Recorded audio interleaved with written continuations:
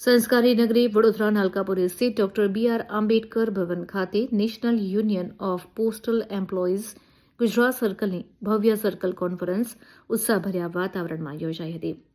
આ સંમેલનમાં ગુજરાતભરમાંથી ટપાલ વિભાગના સેંકડો કર્મચારીઓ અને યુનિયનના અગ્રણીઓએ ભાગ લઈ પોતાની એકતાનું પ્રદર્શન કર્યું હતું. મુખ્ય અતિથિ દ્વારા માર્ગદર્શન આપવામાં આવ્યું. આ કાર્યક્રમમાં નવી દિલ્હી CHQથી ખાસ ઉપસ્થિત રહેલા જનરલ સેક્રેટરી નિસાર મુજાવર મુખ્ય અતિથિ તરીકે હાજર રહ્યા હતા. તેમણે પોતાના ધારદાર સંબોધનમાં જણાવ્યું હતું કે બદલાતા સમયમાં પોસ્ટલ વિભાગ સામે અનેક પડકારો છે, પરંતુ કર્મચારીઓની મહેનત જ આ વિભાગને જીવંત રાખી રહી છે. તેમણે નવી પેન્શન યોજના, કામના કલાકો અને પોસ્ટમેન ભાઈઓને નડતી વહીવટી મુશ્કેલીઓ બાબતે केंद्र सरकार समक्ष चाली रहेली रजूआतों ने विस्तृत माहिती आपी हती. नमस्कार, मेरा नाम Nisar Mujawar, general secretary national union of postal employees postman MTS CHQ new Delhi. आज नेशनल यूनियन का पोस्टमैन MTS कैडर का सम्मेलन यहाँ पर बड़ौदा के अंदर संपन्न हो रहा है और इस कॉन्फ्रेंस के अंदर, इस अधिवेशन के अंदर हम लोग पोस्टमैन और MTS कैडर के समस्याओं के बारे में बातचीत करेंगे. खासकर पोस्टमैन कैडर के अंदर जो एडिशनल ड्यूटीज लगाई हैं, जैसे कि आधार का काम करना, आधार मोबाइल लिंक करना, छोटे बच्चे का आधार कार्ड निकालना, उसके साथ साथ इंडिया पोस्ट पेमेंट बैंक का अकाउंट ओपनिंग है, इंश्योरेंस है और उनका डिपॉजिट है, विड्रॉल है, ये सारी एडिशनल जो ड्यूटीज आई हैं उसको लेकर हम लोग अलग से स्टाफ चाहते हैं. उसको लेकर हम पोस्टमैन और MTS को अलग से वेतन श्रेणी चाहते हैं.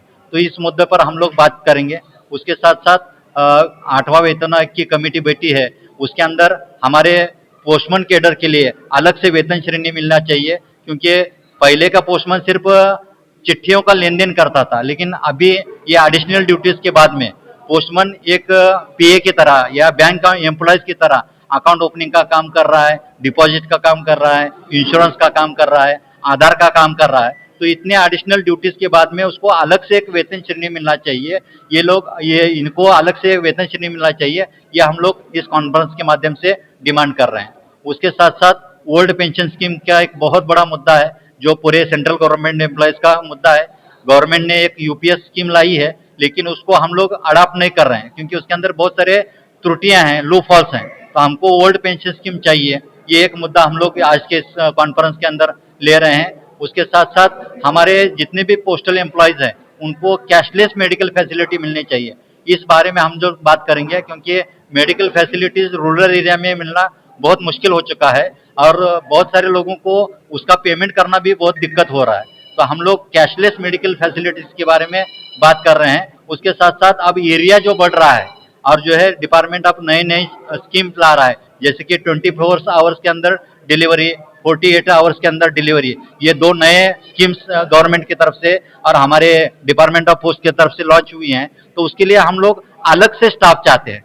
अभी जो हमारे पास पोस्टमैन है वो सिर्फ सिंगल डिलीवरी के हिसाब से है.